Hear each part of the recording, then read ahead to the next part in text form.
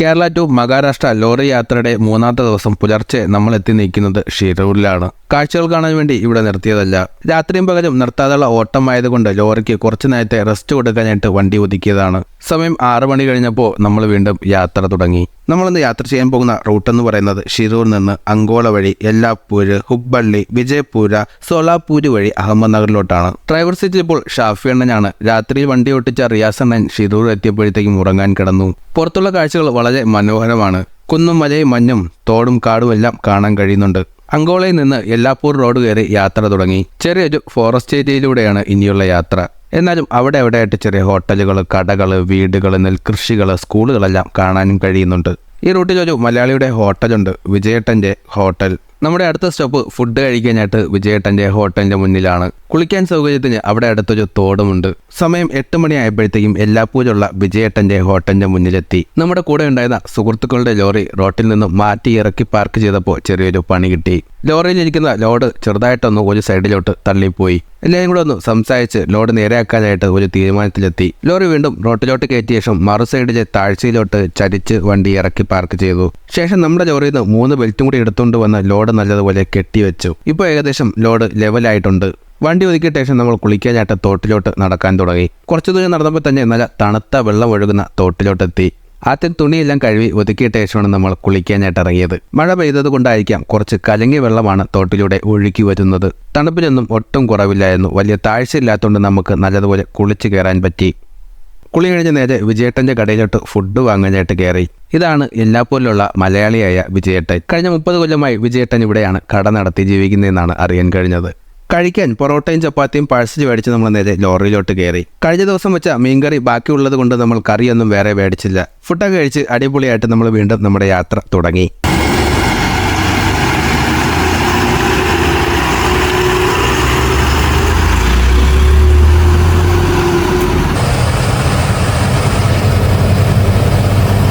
അങ്ങനെ നമ്മളിപ്പോ ഇന്ന് രാവിലെ കുളിയെല്ലാം കഴിഞ്ഞ് ഡ്രസ്സെല്ലാം ഇളക്കി ഭക്ഷണം കഴിച്ച് നമ്മൾ പൊറാട്ട പാർസൽ വാങ്ങി.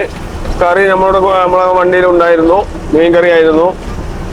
ഇനിയിപ്പോ നമ്മൾ പോയിക്കൊണ്ടിരിക്കുകയാണ്. ഇനി നമ്മള് നാളെ രാവിലെയാണ് നമ്മള് അൺലോഡിങ് ആക്കേണ്ട ടൈം. അപ്പോൾ ആ ടൈമിൽ നമ്മളവിടെ എത്തുന്നതിലൊരു പ്രതീക്ഷയിൽ പോയിക്കൊണ്ടിരിക്കുകയാണ്. ഏകദേശം ഇനി നമുക്കൊരു 700 കിലോമീറ്റർ ഉണ്ടാവും. ഇന്ന് എത്ര കിലോമീറ്റർ ഓടും നമ്മള്? ഇന്ന് ഇനി കിലോമീറ്റർ കണക്കൊന്നുമില്ല. ഇനി ഇത് അവിടെ എത്തുക, അതാണ് നമ്മളെ ലക്ഷ്യം. ഇനി നമുക്ക് റെസ്റ്റ് ടൈം ഇല്ല. നമ്മള് വണ്ടി ബ്രേക്ക് അഡ്ജസ്റ്റ് ചെയ്ത് ഇനി ഗ്രീസ് നമ്മൾ നാട്ടിൽ നിന്ന് അടിച്ചടിഞ്ഞ് മടക്കത്തിൽ അടിക്കുള്ളൂ. ഇനി നമുക്ക് എവിടെയും ടൈമിന്റെ ഒരു ഇത് വരുന്നില്ല. വണ്ടിക്കും നമുക്കും കുഴപ്പമൊന്നുമില്ല, പോയിക്കൊണ്ടേയിരിക്കും.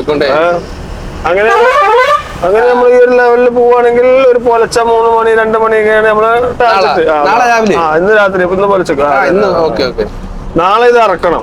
രാവിലെ കടത്തി ഇറക്കണം. ഇറക്കി കഴിഞ്ഞാൽ നമുക്ക് ഇനി എങ്ങോട്ടായിരിക്കും? ഇറക്കി കഴിഞ്ഞാൽ നമ്മള് സാധാരണ പൂനെക്കാണ് നമ്മൾ സ്ഥിരമായിട്ട് ഓടിക്കൊണ്ടിരിക്കുന്നത്.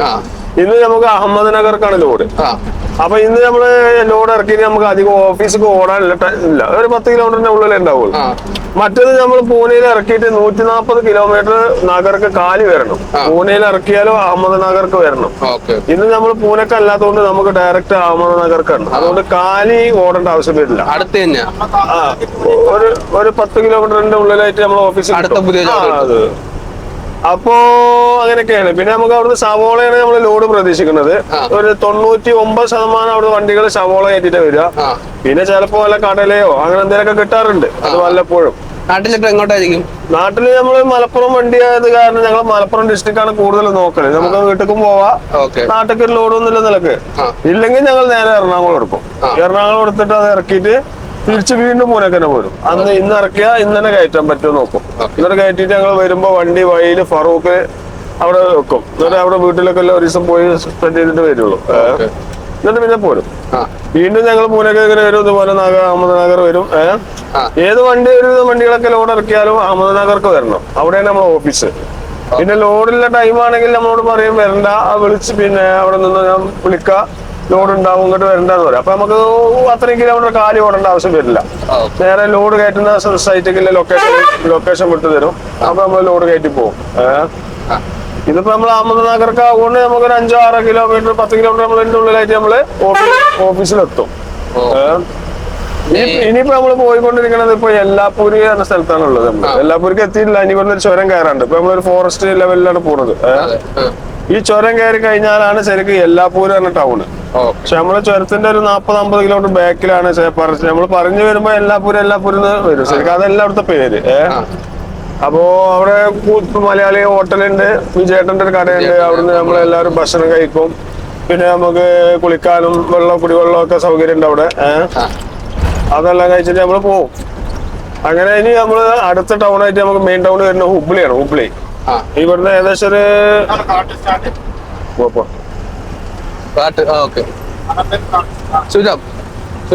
ചുരം തുടങ്ങുകയാണ് നമ്മള്. ചുരം വലിയ ടേണിംഗ് ഒന്നുമില്ല ഈ ചുരത്തിന്, പക്ഷെ നല്ല കയറ്റമാണ്. ഇപ്പൊ വേണ്ട ഈ വണ്ടി ഇപ്പൊ സെക്കൻഡ് ഗിയറിലെ പോകണം. ഇപ്പൊ അവിടുന്ന് ഫസ്റ്റ് ഗിയർ ഇടണം. ഇനി ഈ ഗിയർ മാറ്റാൻ കഴിയില്ല. ഈ ഫസ്റ്റ് ഗിയർ ഇട്ട് കഴിഞ്ഞാൽ ഏകദേശം ടോപ്പിൽ എത്തി കഴിഞ്ഞാൽ നമുക്ക് മാറ്റാൻ കഴിയുള്ളൂ. എത്ര കിലോമീറ്റർ ഉണ്ടാവും? ഒരു 10-15 കിലോമീറ്ററിനുള്ളിലോ, ഒരു 10 കിലോമീറ്ററിന് മേലെ ഉള്ളൂ. ഒരു 15 കിലോമീറ്ററിന് ഉള്ളിലായിട്ട്. കറക്റ്റ് നമ്മൾ നോക്കിയിട്ടില്ല. നമ്മളിങ്ങനെ കയറുന്നു ഇറങ്ങുന്നു, പക്ഷെ കിലോമീറ്റർ നമ്മൾ ശ്രദ്ധിക്കാറില്ല. ഇനി ഇപ്പൊ ഈ വണ്ടി ഫസ്റ്റ് ഗിയറിലാണ് കയറുന്നത്. ഇനി ഈ ഫസ്റ്റ് ഗിയർ നമുക്ക് ഏകദേശം ഒരു 10 കിലോമീറ്റർ ഫസ്റ്റ് ഗിയർ തന്നെ പോയിക്കൊണ്ട് എല്ലാം ഇങ്ങനെ നമ്മള് RPM ഇതുണ്ട്. അത് 15 പ്രകാരം പിടിച്ച് മേഡ് ലെവലിൽ അങ്ങനെ പോകും. അപ്പൊ നമ്മള് വണ്ടി ഒരു 15 സ്പീഡ് ഉണ്ടാവുള്ളൂ. RPM ഒരു 20-15 പിടിക്കും. അപ്പൊ നമുക്ക് മൈലേജിൽ വലിയ ഷോർട്ടേജ് വരില്ല. അപ്പൊ ഇതേ വണ്ടിനെ നമുക്ക് ഗിയർ മാറ്റി പോവാം, വലിപ്പിച്ച് പോവാം. പക്ഷെ ലോഡ് വണ്ടിയല്ലേ. അപ്പൊ നമ്മള് പിന്നെ അങ്ങനെ ചെയ്ത മൈലേജ് ഭയങ്കര ഷോർട്ടേജ് ആവും. അപ്പൊ നമുക്ക് ഈ റൂട്ടിൽ ഓടിക്കഴിഞ്ഞാൽ 3 കിലോമീറ്റർ മൈലേജ് കിട്ടുള്ളൂ. ഭയങ്കര ഡീസൽ ചെലവിന്റെ റോഡാണ്. അതെ, മാഹിയിൽ ലക്ഷ്യം മാഹിയിൽ കിട്ടുന്നതൊക്കെ ഇവിടെ പോകും. പിന്നെ നമ്മള് സാധാരണ പൂനൊക്കെ പോകണമെന്നുണ്ടെങ്കിൽ ഹുബ്ലിക്ക് പോവാതെ നമ്മൾ തിരിഞ്ഞു പോകും. ഇന്ന് നമ്മള് ഹുബ്ലി ബൈപ്പാസിലൂടെ പോയി നേരെ ബീജാപൂർ എന്ന സ്ഥലം പോകും. ബീജാപൂരിൽ നമ്മള് പിന്നെ ഒരുപാട് സ്ഥലങ്ങൾ ചുറ്റിക്കറങ്ങി പോകണ്ട. അങ്ങനെ അഹമ്മദ്നഗർ പോകും. ബീജാപൂരിൽ നമ്മൾ നേരെ പിന്നെ മംഗൾവേട അറിയും. ഞങ്ങൾ മംഗൾവേട വഴിയാ പോവാ. മംഗൾവേട വഴി പോയിട്ട് പന്ത്രാപൂര്, അവിടുന്ന് നമ്മൾ നേരെ ടിമ്പൂറിന്, കർമ്മല, അങ്ങനെ അഹമ്മദ്നഗർ പോവാ. ഏകദേശം 600 കിലോമീറ്റർ 500 കിലോമീറ്റർ അടുത്ത് ഉണ്ടാവും. അപ്പൊ ഈ ഹുബ്ലി ബീജാപൂർ തന്നെ 200 കിലോമീറ്റർ ആണ്. ഇവിടുന്ന് ഹുബ്ലിക്ക് ഏകദേശം ഒരു 100 കിലോമീറ്ററിന്റെ അടുത്ത് 80 കിലോമീറ്റർ വരും. പിന്നെ അവിടുന്ന് ഒരു 250-300 കിലോമീറ്റർ, അങ്ങനെ മൊത്തത്തിൽ കാൽക്കുലേഷൻ ചെയ്ത് വരുമ്പോൾ 600-700 കിലോമീറ്റർ വരും. നമുക്കിനി ഓടാനുണ്ട്. നമ്മുടെ ലൊക്കേഷൻ 600 കിലോമീറ്ററിന് മേലെ ഉണ്ട് ഓടാൻ. ഇപ്പൊ മൊത്തത്തിൽ നമുക്കൊരു 1500 കിലോമീറ്റർ വരും. പെരുമ്പാവൂരിലെ അഹമ്മദ്നഗർ വരുമ്പോ ഒരു 1500 കിലോമീറ്റർ വരും. പക്ഷെ ഇപ്പൊ എന്താ വെച്ചാൽ ഈ ട്രിപ്പിന് നമുക്ക് വാടക കൂടിയിട്ടുണ്ട്. ഇങ്ങോട്ട് വാടക ഉണ്ട്, അങ്ങോട്ട് വാടക കമ്മി. വളരെ അവിടെ വണ്ടികളെല്ലാം പെൻഡിങ്ങാണ്. ഇങ്ങോട്ട് പോകുന്ന വണ്ടികളെല്ലാം അവിടെ ലോഡില്ലാതെ ജാമായി കിടക്കാണ്. അത് കാരണം ഇവിടെ ലോഡ് കൂടുതലും ഉണ്ട്, വണ്ടിയില്ല. അപ്പൊ നമ്മൾ സാധാരണ നമുക്ക് പോകുമ്പോ 60,000 രൂപയൊക്കെ വാടക വെക്കുള്ളൂ. ഇപ്പൊ നമുക്ക് ഈ ട്രിപ്പ് അവിടെ എത്തിക്കഴിഞ്ഞാൽ കുഴപ്പം വേറെ ബുദ്ധിമുട്ടൊന്നും ഇല്ലെങ്കിൽ ഒരു 80,000 രൂപ നമുക്ക് വാടക വെക്കും. മറ്റേത് 55,000, 58,000, 60,000 കഷ്ടി വാടക ഉണ്ടാവുള്ളൂ. അതെ, അതിലും കുറവ് വരലുണ്ട്. ഇപ്പൊ നമുക്ക് വാടക ഉണ്ടാകൊണ്ട് അങ്ങോട്ട് വാടക വെക്കും. ഇങ്ങോട്ട് വാടക കമ്മിയാണ്. അപ്പൊ എന്തായാലും വൺ സൈഡ് എപ്പോഴും വീക്കാനായിരിക്കും. ഒന്നുമില്ല പെരുമ്പാവൂർ മോശമാവും. ഇപ്പൊ പെരുമ്പാവൂർ വാടക ഉണ്ട്, ഇവിടെ വാടക ഇല്ല. ഇവിടെ വാടക ഉണ്ടാവുമ്പോ പെരുമ്പാവൂർ വാടക ഉണ്ടാവില്ല. ഏതെങ്കിലും ഒരു സൈഡ് വാടക വീക്കായിരിക്കും. പിന്നെന്താ ഒരു ശരാശരി ഇങ്ങനെ ഇത് നിർത്തിയിട്ടിട്ടും കാര്യമല്ല, ഓടിയിട്ടും കാര്യമല്ല എന്ന മാതിരിയാണ്. കുഴപ്പമില്ല. മാസം ഒരു 3 ട്രിപ്പ്, കഷ്ടി 4 ട്രിപ്പ്, 3 ട്രിപ്പ് നമ്മൾ പ്രതീക്ഷിച്ചാൽ മതി. അപ്പൊ ഒരു ട്രിപ്പ് പോയി വരുമ്പോ ശരിക്കും 7-ാം ദിവസം നമ്മൾ നാട്ടിൽ അൺലോഡാക്കി വീട്ടിലെത്തും. ലോഡ് അങ്ങോട്ടും ഇങ്ങോട്ടും ക്ലിയർ ആണെങ്കിൽ അതെ, ഒരൊറ്റ ആഴ്ച. നമ്മളൊരു തിങ്കളാഴ്ച പോകുന്ന അടുത്ത തിങ്കളാഴ്ച നമ്മൾ വീട്ടിലുണ്ടാവും. എല്ലാം ലോഡെല്ലാം ഇറക്കിയിട്ട്. പക്ഷെ ഇപ്പൊ എന്താണ് ഇവിടെ ചിലപ്പോ ലോഡാവാൻ ചിലപ്പോ 1-2 ദിവസം താമസിക്കും. അപ്പൊ ദിവസങ്ങൾ കൂടും. ചിലപ്പോ നമ്മൾ ഇറക്കാൻ ചെല്ലുന്നിടത്ത് ഇറക്കൂല, കയറ്റാൻ ചെല്ലുന്നിടത്ത് കയറ്റി കിട്ടൂല. ഇങ്ങനെയൊക്കെ അതിന്റെ ലോറിക്കാരിട്ട് ചട്ടിയും കോയും മറിപ്പിക്കും. ലോറിക്കാര് ജനങ്ങളൊരു പട്ടികളാണ്. കടക്കാരെയും പിന്നെ എന്താ പറയാ, ഒരു റെസ്പെക്ട് കിട്ടാത്തൊരു പ്രസ്ഥാനമാണ് ലോറി പ്രസ്ഥാനം. എവിടെ നമ്മൾ ഏതൊരു കടയിലെ സാധനം അവർ നമ്മൾ കൊണ്ടേ കൊടുത്ത സാധനം വിറ്റിട്ടാണ് അവരും കൂടി ജീവിക്കുന്നത്. അവർ ചിന്തിക്കൂല. ഇപ്പൊ നമ്മളൊരു കുറച്ച് അത്യാവശ്യം ബ്ലോക്കോ കാര്യങ്ങളൊക്കെ ഉള്ള ഒരു സിറ്റിയിലാണ് നമ്മൾ ലോഡ് ഇറക്കാന്നുണ്ടെങ്കിൽ കടയിൽ പോയി പറഞ്ഞാൽ അവിടെ കൊണ്ടേ ഇട്ടോളി, ഒഴിച്ചു കൊണ്ടേ ഇട്ടോളി, ഇവിടെ നിർത്തണം, അവിടെ ഇട്ടോളി, ഞങ്ങൾ വിളിക്കാം. എന്നിട്ട് അവരെ കച്ചവടവും കാര്യങ്ങളും ബിസിനസ്സും കാര്യങ്ങളും എല്ലാം കഴിഞ്ഞിട്ട് അവർ വിളിക്കും. വണ്ടി വെച്ചോളി, അപ്പൊ നമ്മൾ ഇറക്കാൻ വരുമ്പോ വൈകുന്നേരം ചിലപ്പോ വൈകുന്നേരം ആവും. അപ്പൊ ഇറക്കണവര് പറയും ഞങ്ങൾക്ക് ഞങ്ങളുടെ ഡ്യൂട്ടി കഴിയാറായിട്ടുണ്ട്, ഞങ്ങൾക്ക് ഇനി ഓവർ ടൈം തന്നാലുള്ള ഞങ്ങൾക്ക് ഇറക്കാൻ പറ്റുള്ളൂ, അതിന് എക്സ്ട്രാ കാശ് തന്നാലും ഞങ്ങൾക്ക് ഇറക്കാൻ പറ്റുള്ളൂ. അങ്ങനെ എന്തിനു പറയുന്നത്, ലോറിക്ക് എവിടെ ഒരു റെസ്പെക്ട് ഒരു മനുഷ്യൻ തരൂല, വാഹനക്കാർ തരൂല, വണ്ടി ഓടിക്കുന്ന ഡ്രൈവർമാർക്കോ വണ്ടിക്കാർക്കോ ആർക്കും ഒരു ഇതില്ല. ഇതൊരു 50 ലക്ഷം റുപ്യ ഒരു വണ്ടിക്ക് മുടക്കാണ്. അത്രയും മുടക്കുള്ള ഒരു വാഹനത്തിൽ നമ്മൾ ഓടിച്ച് കൊണ്ടിറക്കുമ്പോഴും നമുക്കൊരു പട്ടിയുടെ വില പോലും തരൂല. നമ്മളൊരു പട്ടിനെ കണ്ടാൽ മാടി വിളിച്ചിട്ട് ഒരു ബിസ്ക്കറ്റോ എന്തെങ്കിലും കൊടുക്കും. പക്ഷെ നമുക്ക് ഇന്നത്തെ കാലത്ത് മനുഷ്യനെക്കാട്ടി സ്നേഹം ഒരു ലോറി ഡ്രൈവർക്ക് എവിടെ ഒരു റെസ്പെക്ട് തരൂല ആരും. അതായത് ഇതാണ് പിന്നെ നമ്മൾ ഈ ലോറിയിലാണ് ഒരുവിധപ്പെട്ട വ്യാപാര വ്യവസായം നടക്കുന്നത്. ഈ ലോറി ഒരു 10 ദിവസം എല്ലാരും ഒന്ന് സ്ട്രൈറ്റ് ആക്കിയാലേ പിന്നെ ഒരു പരിപാടി നടക്കൂല, എല്ലാരും അന്നം മുട്ടും.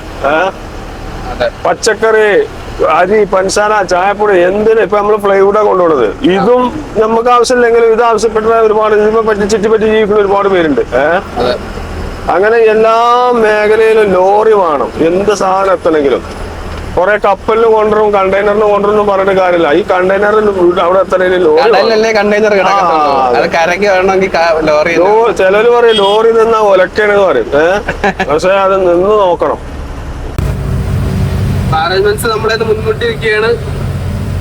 അല്ല നമ്മള് പോവും, ലൈലന്റെ അത്ര മോശക്കാരൊന്നല്ല, കാല് കൊടുത്താ പോവും. ആ പോണീനനുസരിച്ച് അത്ര ഡീസലും പോയിക്കൊണ്ടിരിക്കും. അവർക്കിപ്പോ ഒരു മിനിറ്റ് കൂടി എക്സ്ട്രാ കിട്ടും. ആ ഒരു മിനിറ്റ് കൊണ്ട് നമുക്ക് ഒരുപാട് ഡീസൽ ലാഭം കിട്ടും. നമുക്ക് ഡീസൽ സേവ് ചെയ്യാണ് വേണ്ടത്. ഇപ്പൊ നമ്മുടെ ഈ വണ്ടി ചുരം കയറിക്കൊണ്ടിരിക്കുന്നത് ഫസ്റ്റ് ഗിയറിലാണ്. അതായത് ഞങ്ങളെ നാട്ടില് ഫസ്റ്റ് ഗിയർ എന്ന് പറഞ്ഞു കഴിഞ്ഞാൽ 2ാമത്തെ ഗിയറാണ്. 1ാമത്തെ ഗിയറിന് പവർ ഗിയർ എന്ന് പറയും, ഐ ഗിയർ എന്ന് പറയും ഞങ്ങളെ നാട്ടിൽ. ഞങ്ങളെ മലപ്പുറം സ്റ്റേജിലൊക്കെ അങ്ങനെ പറയാ. ഐ ഗിയറിൽ കയറുക, ഫസ്റ്റ് അല്ലെങ്കിൽ പവർ ഗിയറിൽ കയറുന്ന പറയും. പക്ഷെ നമ്മളെ ഇതിന് ഫസ്റ്റ് ഗിയർ പറയും. 2ാമത്തെ ഗിയറിലാണ് ഇപ്പൊ ഈ വണ്ടി കയറിക്കൊണ്ടിരിക്കുന്നത്. ഒരു RPM 14-15 റേഞ്ചിൽ ഇങ്ങനെ പിടിച്ചു കൊടുക്കും. അപ്പൊ നമുക്കൊരു 10-15 സ്പീഡിന്റെ ഉള്ളിൽ കിട്ടുള്ളൂ. പക്ഷെ കുറച്ച് ടൈം ആവും ചുരം കയറി കഴിയാൻ. പക്ഷെ എന്താണ്, ഡീസൽ ഓവറേജ് പിടിക്കൂല. നമ്മള് ചുരത്തിന് ഫസ്റ്റ് സെക്കൻഡ് തേർഡും ഒക്കെ ഇട്ട് ഡൗൺ ചെയ്ത് ചുരത്തിലൂടെ എത്ര കണ്ട് ഗിയർ ചേഞ്ച് കൂടുന്നു അത്ര കണ്ട് ഡീസൽ പോയിക്കൊണ്ടേയിരിക്കും. കയറ്റത്തിട്ടോ നോർമൽ സ്റ്റേജിലാണെങ്കിൽ കുഴപ്പമില്ല. വലിയ കയറ്റങ്ങൾ ഇങ്ങനെ സ്പീഡിൽ കയറാ, ആ ഒരു ചെറിയൊരു പിന്നെ ഇത് കിട്ടുമ്പോ ഗിയർ ചേഞ്ച് ചെയ്യാം. അപ്പൊ ആ ഗിയർ ഡൗൺ വീണ്ടും ഗിയർ കിട്ടും, വീണ്ടും വലിയ ഗിയർ, വീണ്ടും ചെറിയ ഗിയർ, അങ്ങനെ കളിച്ചുകൊണ്ടിരിക്കുമ്പോ മൈലേജ് വരൂല. ഡീസല് നല്ല എക്സ്പെൻസ് വരും.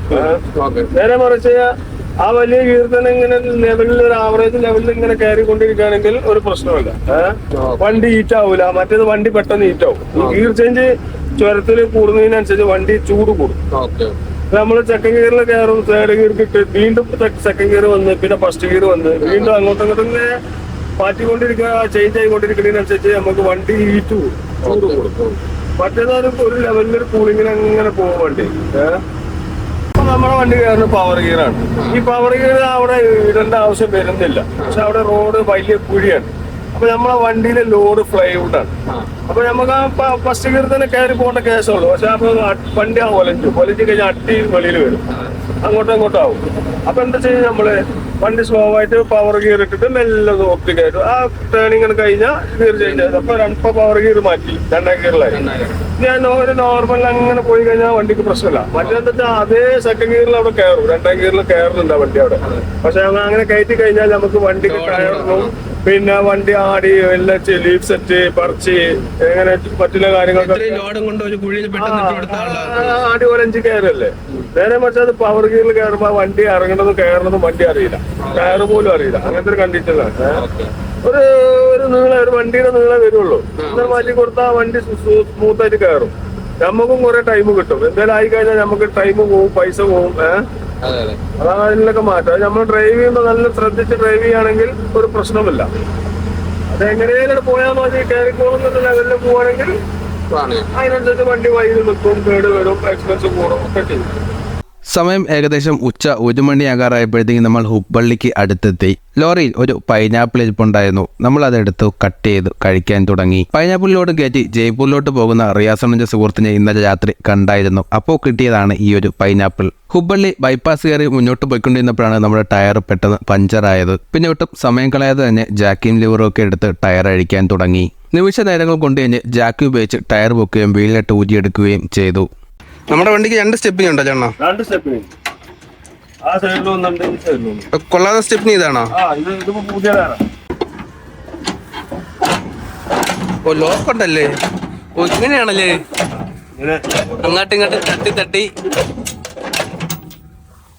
ഇവിടെയാണ് ലോക്കായി അല്ലേ? ഇതാണ് ഇതിന്റെ ലോക്ക്. Step step. ഓക്കെ, ഇങ്ങനെ 2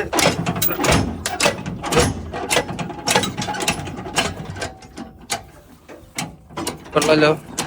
ഇത് ഹൈടെക് തന്നെ അതാ പഴയ ടെക്നിക്ക് തന്നെ? ഇത് ഇപ്പൊ പുതിയ വണ്ടികൾ എന്നിട്ടാ വരുന്നത്. പഴയ ടൈപ്പാണ് അപ്പുറത്തുള്ളത്, ഇരിക്കുന്ന ടൈപ്പ്. ഓക്കെ.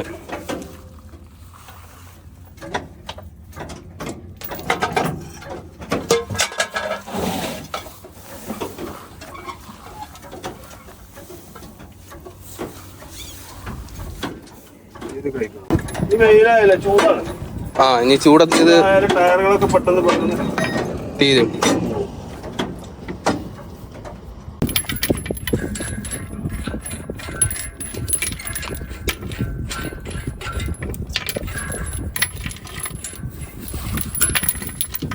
അവിടെ 2 2 4 4 4 8 10 ഞെട്ടാണല്ലേ? 11? അല്ല, വാഷർ അല്ലേ? അയ്യോ, ചകൂരി എടുക്കാമോ? കമ്പിയൊക്കെ അല്ലേ? ഇതൊക്കെ ഒരു എക്സ്പീരിയൻസ് ആണ്, വേറെ ഒന്നുമല്ല.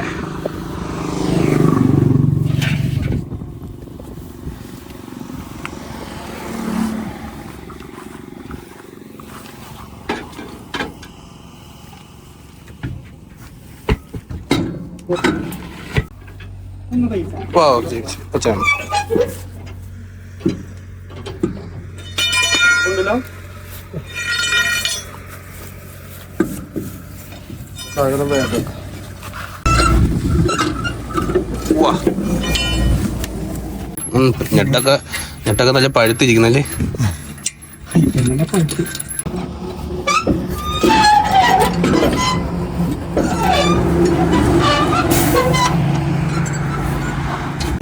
ഇതിപ്പോ ടയർ എയർ വന്ന് പൊട്ടിയതാണ്. ഇനി അതിന് ഫ്ലാപ്പ് മാത്രമേ നമുക്ക് കിട്ടൂ. എന്നുവെച്ചാ അതിന്റെ ട്യൂബ് പറ്റൂല, ടയറും പോയി. ഓക്കെ, ട്യൂബ് പൊട്ടിപ്പോയി, ടയറും പോയി.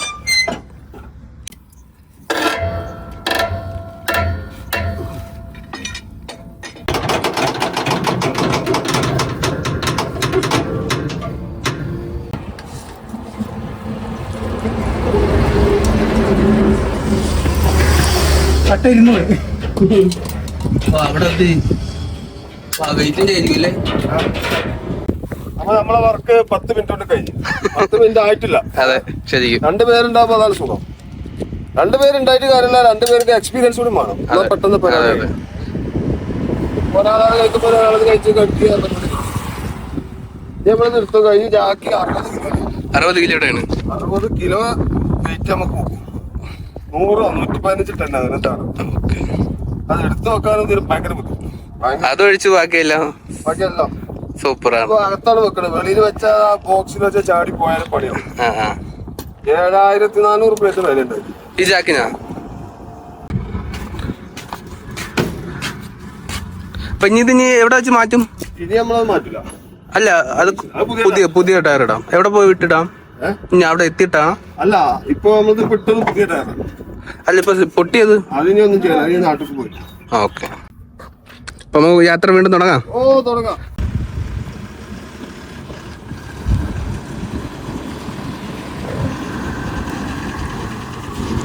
അപ്പൊ നമ്മുടെ അടുത്ത പരിപാടി നമ്മളൊരു ടയർ പൊട്ടി, അതെല്ലാം ചേഞ്ച് ആക്കി.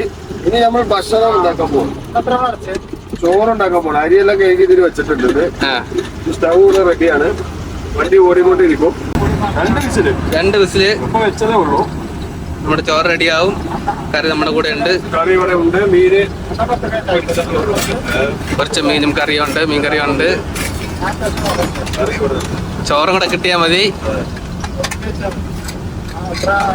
ഇപ്പൊ ഇതില് നമുക്ക് റണ്ണിങ്ങിൽ ഇപ്പൊ ഈ കണ്ടില്ലേ ഭക്ഷണം, റണ്ണിങ്ങിൽ വണ്ടി ഓടിക്കൊണ്ടിരിക്കുമ്പോ റണ്ണിങ്ങിൽ ഭക്ഷണം ഉണ്ടാക്കി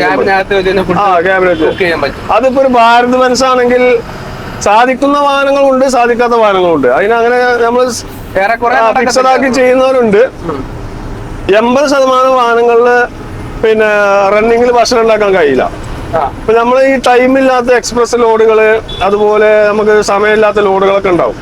അപ്പൊ നമ്മൾ എന്ത് ചെയ്യും, ഹോട്ടലിൽ നിന്ന് കഴിച്ചു കഴിഞ്ഞാൽ ഒരു ഹോട്ടലിൽ മിനിമം 2 ആൾ കയറി ഇറങ്ങിയാൽ ഒരു 300 രൂപ മിനിമം ആണ്. സമയം പോകും. സമയവും പോകും. പിന്നെ നമുക്ക് വയറിന് പിടിക്കാത്ത ഭക്ഷണങ്ങളായിരിക്കും. അവരെ ഭക്ഷണം നമുക്ക് പറ്റില്ല.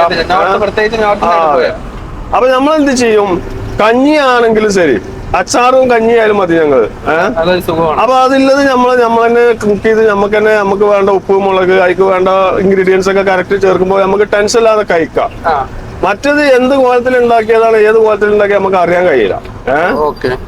അപ്പോ ഭക്ഷണം ഞങ്ങള് റണ്ണിങ്ങിൽ തന്നെ ഒരുവിധം ലോഡിലൊക്കെ ഉണ്ടാക്കാം. ഞാൻ അങ്ങോട്ടും ഇങ്ങോട്ടൊക്കെ അങ്ങനെ തന്നെയാണ്. നമുക്ക് അത്രയും ടൈം ഫ്രീ ആയി കിട്ടും. മറ്റേത് നമ്മളൊരു ഭക്ഷണത്തിന് നിർത്തി കഴിഞ്ഞാൽ 1.5 മണിക്കൂർ വെറുതെ പോകും.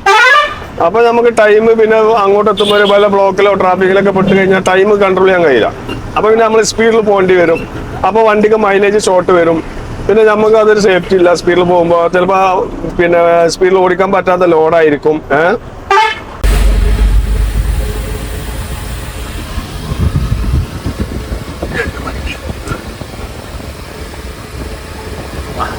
എന്താ ഭംഗിയല്ലേ. ആദ്യമായിട്ടാണ് കേരളം വിട്ടിട്ട് പൊരിച്ചമീൻ കുട്ടി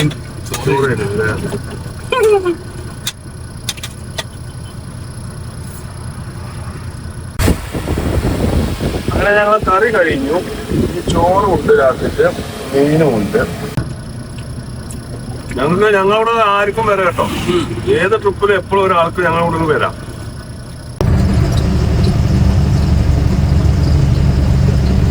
പഞ്ചായത്ത് തിരിച്ച് മഴ പെയ്തിരിക്കുകയാണ്. ഈ പാലത്തിന്റെ അപ്പുറത്തോട്ട് മഴ പെയ്തിട്ടുണ്ട്, പാലത്തിന്റെ ഇപ്പുറത്തോട്ട് മഴ പെയ്തിട്ടുണ്ട്. ഇപ്പോഴത്തെ ടൂറിസ്റ്റ് കാറാണ്. നമ്മുടെ നാട്ടിലെ ആരെങ്കിലും ഇങ്ങനെ പോവാം. ടൂറിസ്റ്റ് കല്യാണത്തിനൊക്കെ പോണത് അങ്ങനെ ട്രാക്ടർ, ബസ്, ലോറി, ബൈക്ക്. അണ്ണ ഇപ്പൊ ഒരുപാട് വർഷമായിട്ട് ഡ്രൈവറായിട്ട് ജോലി ചെയ്യാണ്. ഒരുപാട് വാഹനങ്ങൾ അണ്ണൻ മാറി മാറി ഓടിച്ചിട്ടുണ്ടാവും.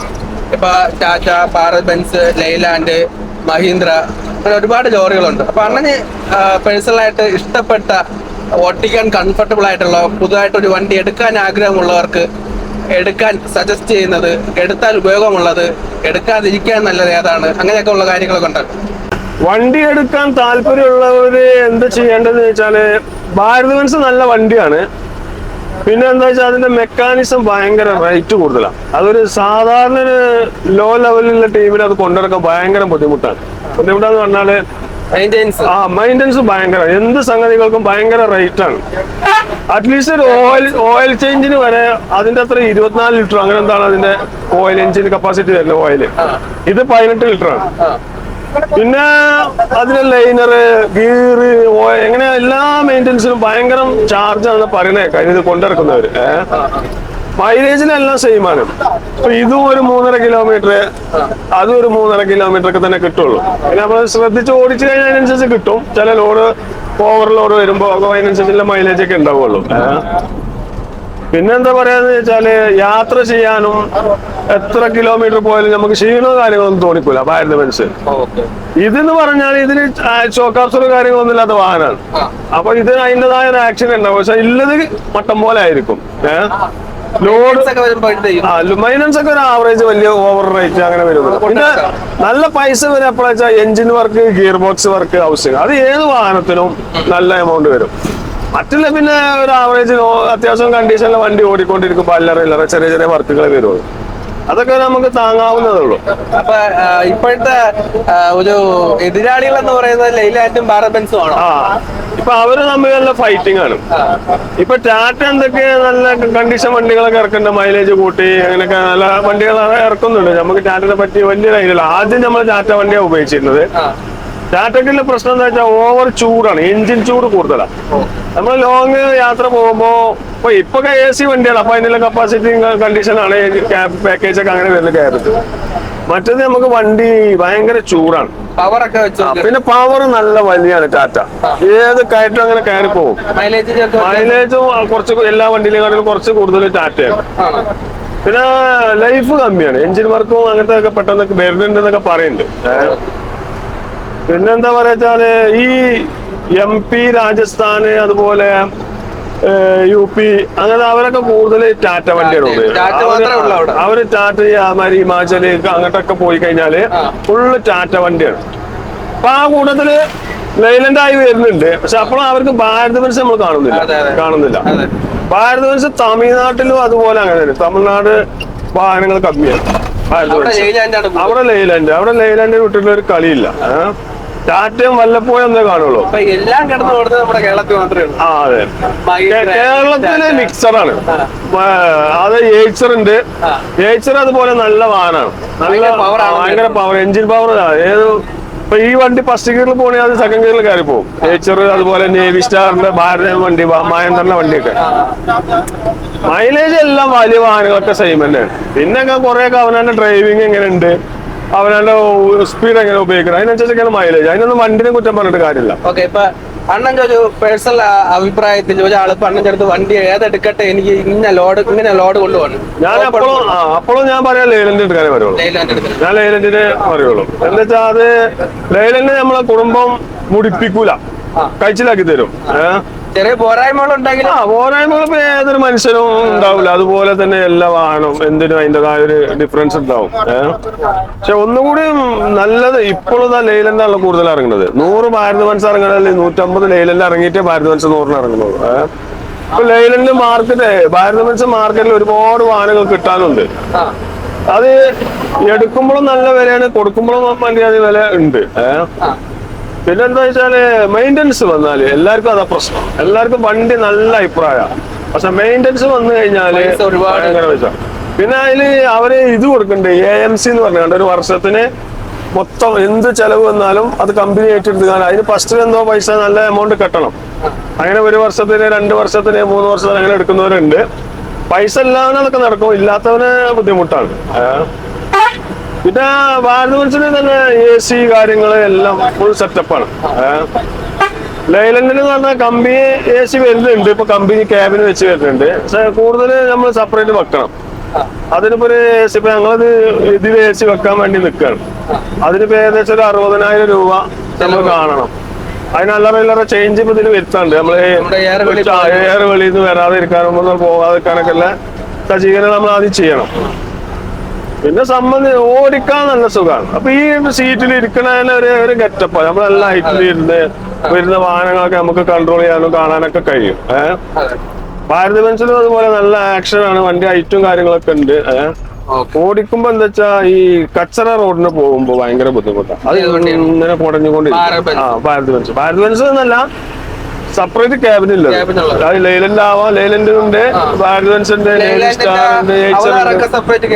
ഇപ്പൊ അങ്ങനെ വരുന്നത്. ഇപ്പൊ ഏകദേശം ഇപ്പൊ ഈ എല്ലാ വണ്ടിക്കും AC വെക്കണം എന്നുള്ളൊരു നിയമം വരുന്നുണ്ട് 2025.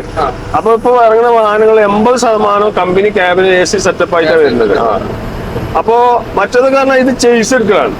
ചേസ് എടുത്തിട്ട് നമ്മളെ തമിഴ്നാട് പോയിട്ട് നാമക്കല്ലിന് തൃച്ചങ്കോടെല്ലാം പോയിട്ട് ഇപ്പൊ 4-5 ലക്ഷം രൂപന്റെ അടുത്ത് ഒരു വണ്ടി ചേസ് എടുത്ത് ബോഡി കെട്ടാനാവുന്നുണ്ട്.